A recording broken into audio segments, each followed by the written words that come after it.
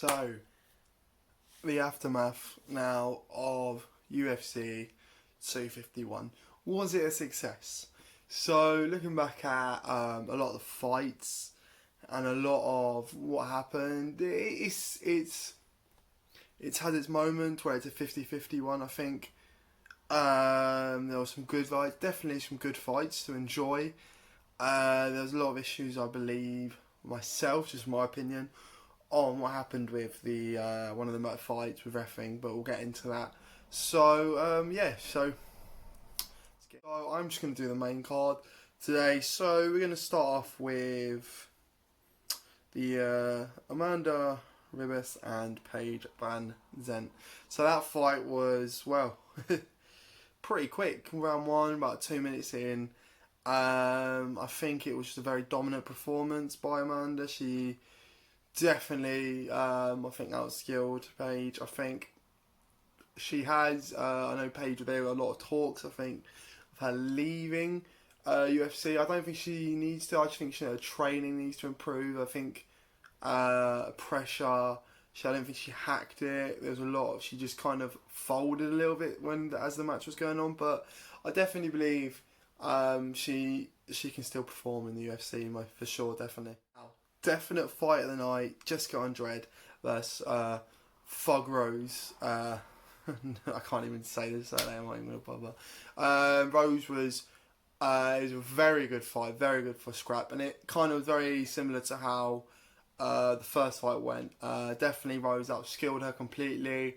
Great performance, definite showed she was the strawweight champion.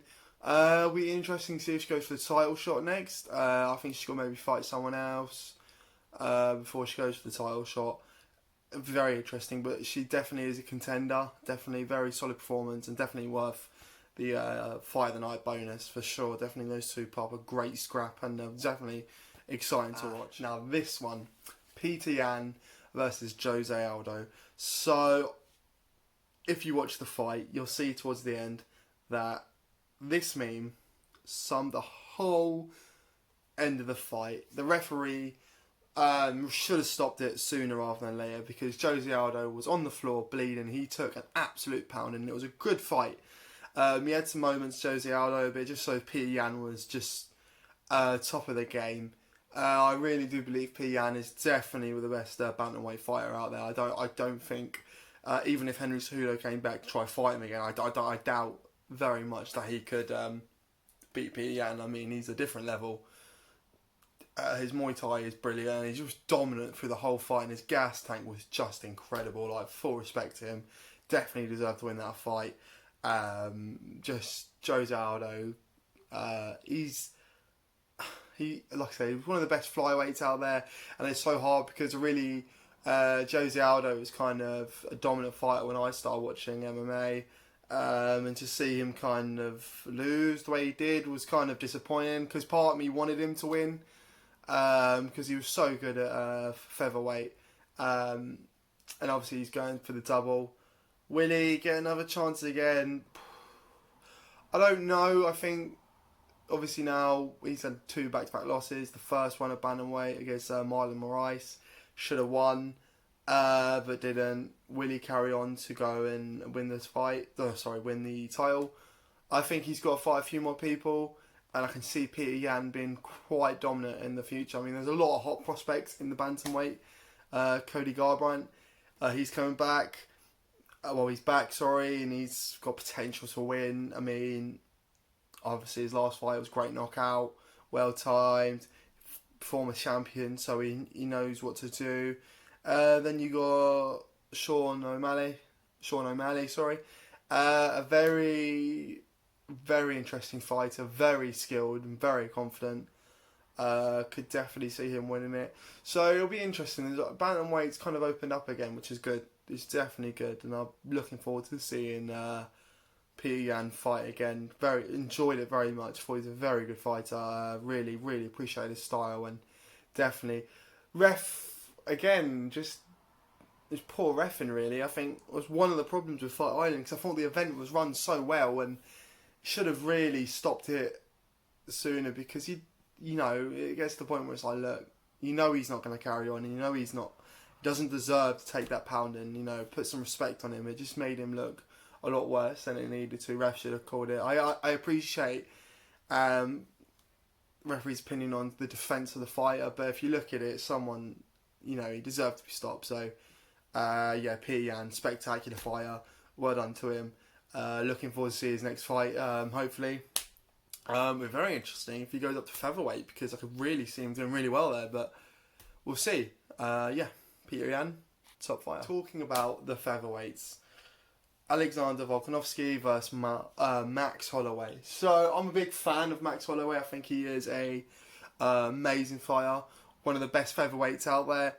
I don't think you could find anyone who's going to compete at that level at featherweight more than Max could. I think he definitely deserved this. In my opinion, he was robbed. I know a lot of people are going to start going crazy. It's not fair, Max. It was all this. I thought the Max was first 2 rounds were his. He knocked him down twice. The last round you could say was quite even. 4th round you can give it to Volkanovski. But the 3rd round again, I thought it was Max. Very, very good performance. He looks so sharp. Really well performed. You know, it's with the point system that they do with MMA. I don't think they need to change it, because it's obviously very similar to boxing, and you can't. MMA needs to have its own scoring system, because, you know, I thought Max Holloway is robbed, and, you know, again with the judges. I mean, that's one of the things that I think ruined Fight Island. I think it was one of the things that put a letdown on the whole event, because, you know, I think a lot of people thought Max Holloway won, and I know a lot of people are saying Alex won, but personally I think it was Max. He did a lot better than he did in the last fight, and he dominated the performance. Does he deserve another title fight? Yes, I think the trilogy should go. I know normally when a fighter loses twice against someone, everyone's going to go, no, he's done. But the thing is, he looks so good, and he deserved to win it. He deserves to have that trilogy fight. Will he have it straight after? I think he needs to have a break. I think he needs to maybe fight someone else, get some confidence in. You know, I think obviously because he's had his own shot now, and just from my opinion, he needs to go against someone who is a contender in the featherweight division, and then they potentially go again get Volkanovski off. Obviously, if Volkanovski's still has their title. I don't know what's going to happen in the next coming months, but definitely Max Holloway was robbed. And I'll happily argue with anyone. I do not think Volkanovski won that fight. I don't know how you could say it, because Max was just so good. He knocked him down twice. And yeah, you can say with pressure and amount of hits, but, you know, you can hit someone, you know, 50 times, but if all it takes is those 5 shots to become more dominant there than the other, surely that makes more sense, you know, because if 5 shots on better landed than the 50, they're just swinging out there. I just think Max Holloway was such a better performer, and I'm not the only one. I know I'm not the only one who thinks it, so definitely I think they need to really sort the scoring system out with the UFC, MMA as a whole, because, you know, it's his own sport. We need to have proper judges, proper rules, where they can look at the scoring, where they can go with takedowns and you know, pressure, leg kicks, shots. I just think they need to work on that and really improve the whole of the scoring system for MMA, because it's when you get fights like this and the fighters get robbed, and it's just annoying because they work so hard for it. And you can definitely see that really knocked him. But Volkanovski, fair play, he's got the title again. But I really do hope they give Max another chance at the title, because he's definitely one of the best featherweights out there, for sure. So now we get start talking about the main event. Kamaru Usman versus Jorge Gamebred Masvidal. Street Jesus himself. I love him. He's a top fighter. He took this fight on 6 days notice, so that's just full respect, because a lot of people don't want to take a title shot at 6 days notice. They want to prepare, they want to train. But Jorge Masvidal, that's not him. He's a born-bred fighter. He's a dog. That man, obviously, his wrestling, I mean, I wouldn't doubt his wrestling before, but that kind of solidified how good his wrestling game is. because obviously cardio-wise, you need to train, you need to get fit, and in 6 days, obviously that's a massive weight cut, travelling to other countries. He didn't have one of his main coaches there, but he defended himself very well, and he didn't take a lot of heavy shots. Was it a boring fight? If you're a casual, I can understand why he thought it was a boring fight, but for me, I really enjoyed that fight. It was very frustrating. Yes, I can imagine why people get annoyed, because from people that don't understand grappling, there was a lot, as someone goes, cuddling, as there was. But the clinch work for Kamaru Usman was spectacular. I mean, it's why he's the welterweight champion, because he just does what he does. Is, you know, when Mayweather was dominant, people started hating him because of how good his defense was, and people wanted to see him lose. And I can see that Kamaru Usman. Is it the most exciting style to watch? No, but if you're a purist and you appreciate the art of wrestling, Kamaru Usman, his grappling was good. The clinch work was spectacular. I really appreciate it. I love clinching.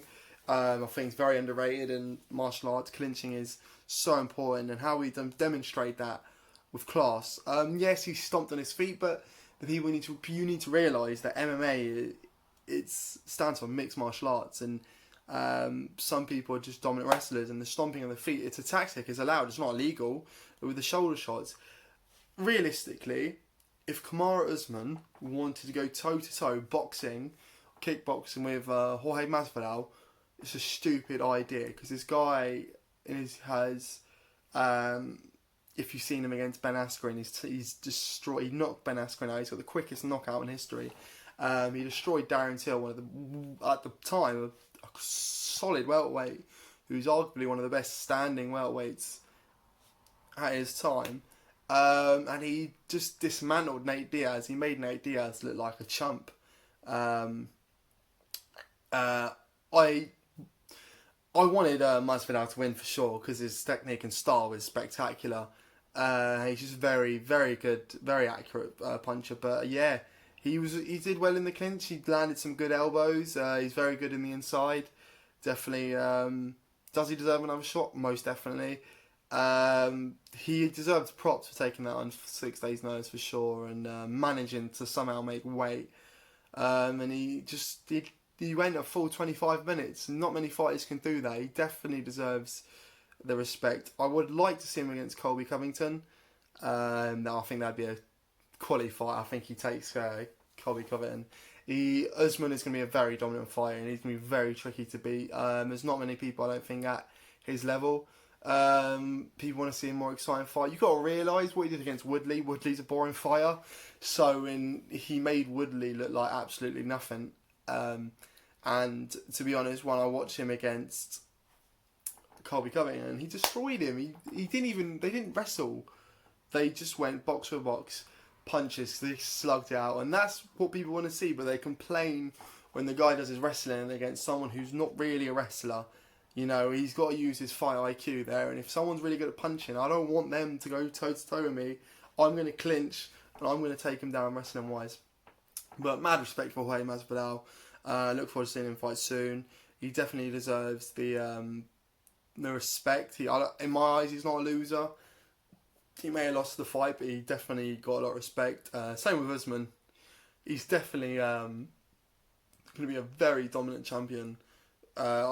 I can see it being very much like GSP, where I can definitely see him taking the GOAT crown for a welterweight. So that is me done with this video today. I hope you liked it. It was just kind of a quick summary, because I really wanted to give my opinion, put it out there, because MMA is I love the sport, I love martial arts, and I kind of want to react to a lot of these new events. So when the ball starts rolling, when we start seeing more Cage Warriors, maybe Bellator, and some more UFC, because obviously we've got a lot of good fights coming up. I'm definitely going to do a talk about Daniel Cormier and Miocic. It's going to be a very good fight. Darren Till, my favourite fighter, he's fighting Whittaker. So that'll be very interesting. So looking forward to that. So my podcast. So I've had a lot of people ask me where the podcast is. I'm working on it. Kind of had some issues the last couple of weeks with my boy Tam. we have a guest on it as well. So hopefully the podcast will be up and running soon, because yeah, it did really well the first time, and I think nearly got 100, just over 140 views potentially. So really proud of that. And I've had a lot of people go, "Oh, where's your podcast? You know, you said you're going to drop it weekly." Hopefully this week we'll have one up. There'll be definitely some more challenges as well soon, so definitely stay tuned for that. Really appreciate people messaging me, asking me about when you're dropping your next video, when you're doing this, it means a lot. So I'm going to try to do some more fun, positive videos for the next couple uploads. Hope you guys enjoyed this video. Like, subscribe. Again, message me if you want more, and peace.